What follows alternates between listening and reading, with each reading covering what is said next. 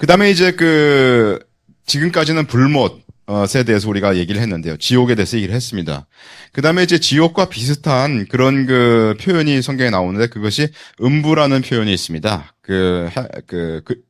히브리 말로 얘기를 한다면 스월이라고 하는 것으로 성경에 나옵니다. 그래서 스월이라고 하는 것은 지하 세계다, 또는 무덤이다, 지옥이다, 또는 웅덩이다, 이렇게 이제 성경에서 표현을 하고 있는데요. 지하 세계 또는 죽은 자가 가는 곳이라고 표현되고, 또 돌아오지 못할 곳이다. 죽은 자가 가는 곳이니까 돌아오지 못하는 것이죠. 또는 하나님을 찬양하지 못한다, 거기에서는 이런 표현이 있고요. 또 악인에게 벌을 주는 장소로 표현되어 있고, 의인은 거기에는, 스월에는 버려지지 않는다, 이런 표현이 성경에 나옵니다. 그래서 음부는 원래는 움푹 꺼지게 하다라는 뜻에서 나온 웅덩이, 이런 표현인 것을 알 수가 있고요.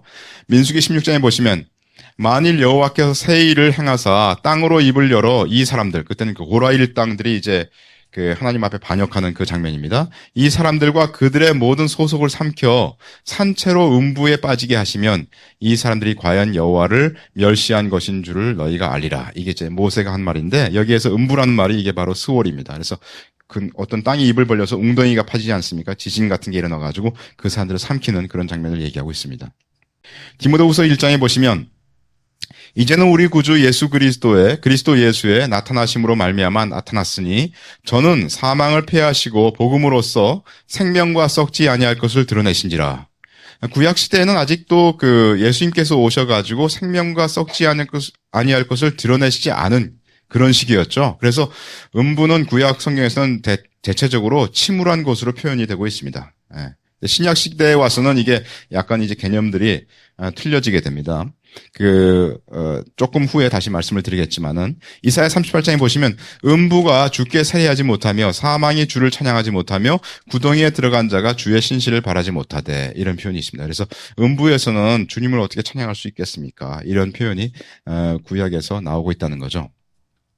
그러나 구약에서도 부활에 대한 하나님의 약속에서 오는 음부에서 벗어날 분명한 소망이 표현되고 있습니다. 그러니까 구약에서도 이제 음부에서 벗어날 소망이 표현되고 있다. 시편 16편에 보시면 이는 내 영혼을 음부에 버리지 아니하시며 주의 거룩한 자로 썩지 않게 하실 것임이니이다. 이게 그리스도에 대한 다윗의 예언이었죠. 그래서 베드로와 바울은 이 구절을 예수 그리스도의 부활에 대한 예언 성취의 증거로 인용했습니다. 그래서 주의 거룩한 자 그리스도는 썩지 않고 부활한다라는 것을 이제 구약 성경에서 얘기하고 있는 것입니다. 구약에서도 믿는 자의 영이 죽은 후에 하나님과 함께 한다는 힌트가 있습니다. 전도서 3장에 보시면 인생의 혼, 영이죠. 인생의 영은 위로 올라가고 짐승의 혼은 아래 곧 땅으로 내려가는 줄을 누가 알랴, 이런 표현이 있고요. 전도서 12장에 보시면 흙은 여전히 땅으로 돌아가고 신은 그 주신 하나님께로 돌아가기 전에 기억하라. 그래서 신이 하나님께로 돌아간다, 이런 표현이 있고요. 시편 139편에 보시면 내가 하늘에 올라갈지라도 하나님께서 거기 계시며 음부에 스월에 내 자리를 펼지라도 하나님께서 거기 계시다. 그래서 음부에 사람들이 죽은 후에 하나님께로 간다, 이런 표현이 되어 있는 것을 알 수가 있습니다. 시편 6편 사망 중에서는 주를 기억함이 없사오니 음부에서 주께 감사할 자 누구오리이까.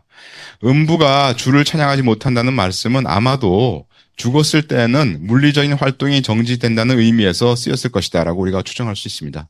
시편 115편 죽은 자가 여호와를 찬양하지 못하나니 적막한 데 내려가는 아무도 하나님을 찬양하지 못하리로다, 이런 표현이 있죠. 또한 음부는 악인에게는 벌을 주는 장소로 묘사했습니다. 시편 9편에 보시면 악인이 음부로 돌아가며 하나님을 잊어버린 모든 열방이 그리하리로다. 또 시편 49편에 보시면 양같이 저희를 음부에 두기로 작정되었으니 사망이 저희 목자일 것이라. 정직한 자가 아침에 저희를 다스리리니 저희 아름다움이 음부에서 소멸하여 그 거처조차 없어지리니와. 그래서 악인은 음부에 가서 벌을 받는다, 이런 이제 표현이 성경에 나와 있습니다. 그러나 구약에서도 분명히 악인과 의인의 결과는 다르다고 말씀하고 있습니다. 구약에서는 주로 일반적으로 악인과 의인이 죽으면 다 음부에 간다고 표현되어 있는 것 같아요. 그러나 결과는 틀리다, 이렇게 성경이 얘기하고 있다는 거죠. 잠언 14장 악인은 그 환난에 엎드러져도 의인은 그 죽음에도 소망이 있느니라. 이것은 신약에서 부자와 나사로의 말씀에서 악인은 음부에 갔고 나사로는 아브라함의 품에 간 것으로 확증됩니다. 또한 예수님께서 십자가에 회개한 강도에게 오늘 너 나와 함께 낙원에 있을 것이라고 하시지 않았습니까? 누가복음 23장 예수께서 이르시되 내가 진실로 내게 이르노니 오늘 네가 나와 함께 낙원에 있으리라 하시니라. 그래서 그 구약에서는 이게 명확하게 나와 있지 않은데 신약에서는 그 아기는 음부로 그 주님을 믿은 자는 아브라함의 품으로 이렇게 낙원으로 가는 것으로 되어 있다라고 얘기를 할 수가 있겠습니다. 그래서 이제 구약에 있는 그 수월에 대해서 우리가 잠깐 정리를 했는데요. 신약에 보면 그 음부라는 표현이 나와 있는데 음부라는 표현이 그리스 말로는 하데스입니다. 그래서 그 하데스라는 말은 헬라어로서 그 70인역에서는 히브리어 스월을 사무엘하 22장 6절을 제외하고는 모두 이 하데스로 번역을 했습니다. 다시 말해서 이 70인역이란 건 뭐냐면은 그 당시에 그 유대인들이 히브리 말을 모르기 때문에 헬라어 문화에서 살지 않았습니까? 그래서 헬라어로 구약 성경을 번역을 했습니다. 그래서 그 70인역을 보면은 헬라어로서 어떤 말을 썼는가 이 스월에 관련돼 갖고 라는 것을 보면 스월하고 곧 음부라는 것을 신약에서 어떤 단어로 썼다 하는 것을 알 수가 있는데 그 구약에서 스월이라고 나와 있는 부분을 전부 하데스로 번역을 했습니다. 한 군데만 제외하고는. 그 한 군데가 어디냐면 사무엘하 22장인데 거기 보면 음부의 줄이 나를 두르고 사망의 올무가 내게 이르렀도다. 그래서 이 음부라는 말을 스월로 되어 있는데 구약에서 이거를 하데스로 번역하지 않고 사나토스, 곧 사망으로 번역을 했다. 이 부분만 빼놓고는 전부 스월을 하데스로 번역을 했다고 합니다. 그래서 따라서 단어상으로는 신약 성경에서 음부, 하데스 는 구약의 음부, 수월과 같다고 볼 수가 있습니다. 그래서 신약 성경에 넘어와서 음부가 나오는 것은 결국 구약 성경의 수월과 같다라고 우리가 볼 수가 있고요. 누가복음 16장 한 부자가 있어서 자색 옷과 고운 베옷을 입고 날마다 호화를 연락하는데 이 부자는 왕같이 사치스럽고 호화스러운 생활을 하였죠. 그의 의복은 자색 옷과 고운 베옷이었는데 자색 옷이란 말은 당시 왕이나 귀족들만이 입던 매우 비싼 옷을 얘기하고 있고요. 또 고운 베옷은 같은 무게의 금보다 2배나 더 비쌌대요. 그러니까 상당히 화려한 생활을 하고 있었던 것 같습니다. 사실 부자가 누리는 부 자체가 죄일 수는 없죠. 다만 넘치는 부를 누리고 있었음에도 불구하고 자신의 주위에 있는 가난한 거지 나사로에게 관심을 기울이지 않았다는데 부자의 잘못이 있다고 이제 그 주석에 되어 있습니다. 일반적으로 부자는 자신의 부귀가 스스로의 뛰어난 노력에 대한 대가로 주어진 것이라고 믿으며 가난한 자들의 가난을 무능과 게으른 탓이라고 돌려버리기 쉽습니다. 따라서 부자는 점점 더 특권의식과 교만에 사로잡히게 됩니다.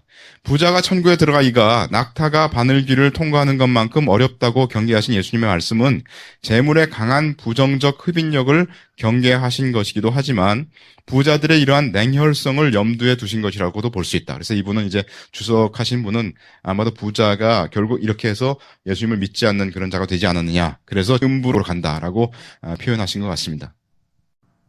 누가복음 16장 나사로라 이름한 한 거지가 헌대를 앓으며 그 부자의 대문에 누워 이 나사로라는 이름은 엘리에셀로부터 온 것인데 그 뜻은 하나님의 도우심이라는 말입니다. 그래서 나사로가 아무도 돕지 않고 오직 하나님이 도우셨다 이런 표현이란 것이죠. 예수님의 비유들 속에서 등장인물에 이름을 붙인 경우는 이곳 한 군데뿐이기 때문에 따라서 이 말씀은 비유가 아닐 수가 있습니다. 그죠? 예수님은 비유를 전부 다, 어떤 사람 나왔을 때 그 사람 이름을 안 붙였어요. 근데 이 부분만은 나사로라고 이름을 붙였기 때문에 비유가 아닐 거다, 실제 상황일 거다, 이렇게 사람들이 얘기를 합니다. 헌대를 앓으며 누워있다고 그랬는데, 나사로는 몸도 꼼짝할 수 없는 불구자, 이 누워있다는 이 말이 발로라는 이런 표현에서 되어진 그 피동형으로 되어 있는데요. 이 던져져 있다는 겁니다, 그냥. 움직일 수 없는 상태로. 그래서 아마도 불구자고 피부병을 앓는 거지였다 이렇게 추정할 수 있고요. 21절 부자의 상에서 떨어지는 것으로 배불리려 하매 심지어 개들이 와서 그 헌대를 핥더라. 상에서 떨어지는 것으로 이 표현은 대개의 유대인들의 경우 일반 그릇에서 바닥에 떨어지는 빵 조각은 먹어서는 안 되며 도로 접시에 담지도 않고 오히려 찌꺼기를 식탁 아래로 버리는 그런 관습이 있었다고 합니다. 여기서 떨어지는 것이라는 말은 던져지다의 의미입니다. 즉 부자의 식탁에 앉은 자들이 배불리 먹고 남은 음식을 땅바닥에 던진 것을 뜻하고 있습니다. 개들이 와서 그 헌대를 핥더라 그랬는데요. 여기서 개라고 하는 것은 사람들이 집안에서 기르는 개는 쿠나리온, 조그만 개로 이렇게 얘기를 하고 있어요. 근데 그 쿠나리온을 가리키는 게 아니라 사납게 거리를 쏘다니는 큰 개, 그런 뜻인 쿠온을 썼다고 합니다. 그래서 그냥 사나운 개들이 와가지고 나사로의 헌대를 핥더라 이런 말이죠. 리펠트에 의하면 개들이 와서 헌대를 핥는 것은 나사로가 개에까지 모욕을 당한 것을 뜻한다고 보고 있고, 또는 어떤 학자들은 반대로 개들만이 나사로에게 관심을 가지고 그의 헌대를 핥아주었다고 해석합니다. 이게 어느 해석이 맞는지 모르겠지만 하여튼 여기서 볼 수 있는 건 뭐냐면 나사로의 처참한 상황인 거죠. 그죠? 22절, 이에 그 거지가 죽어 천사들에게 받들려 아브라함의 품에 들어가고 부자도 죽어 장사되매.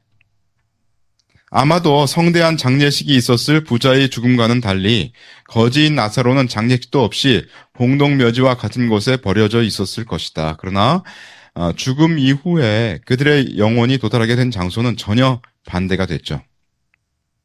아브라함의 품에 들어가로 이 표현에서 아브라함의 품은 낙원을 가리킨다는 견해가 일반적입니다. 왜냐하면 유대인들에게 있어서 하나님은 아브라함의 하나님이셨고요. 아브라함은 하나님의 벗이었기 때문에 아브라함이 낙원에 가 있다는 것으로 유대인들이 여겼기 때문입니다. 본문은 간접적이나마 사후의 중간 상태에 관해 언급하고 있기 때문에 많은 관심을 기울이게 하는 부분입니다. 다시 말해서 우리가 죽은 다음에 어디 가느냐? 여기 보면 아브라함의 품에 간다는 거죠. 그죠? 인간이 죽은 후 머무는 처소에 대하여 성경이 결정적인 확증을 주고 있지는 않습니다. 그러나 성경 여러 곳의 종합적 고찰을 통해서 대략 다음과 같이 추론해 볼 수 있습니다. 즉, 사후에 인간의 육체는 무덤에서 부패하죠. 그러나 영은 천국과 지옥의 중간 상태인 낙원과 음부로 들어간다고 사람들이 보통 추정을 하고 있습니다. 성도들의 영은 낙원에 가고요. 곧 아브라함의 품으로 가고요.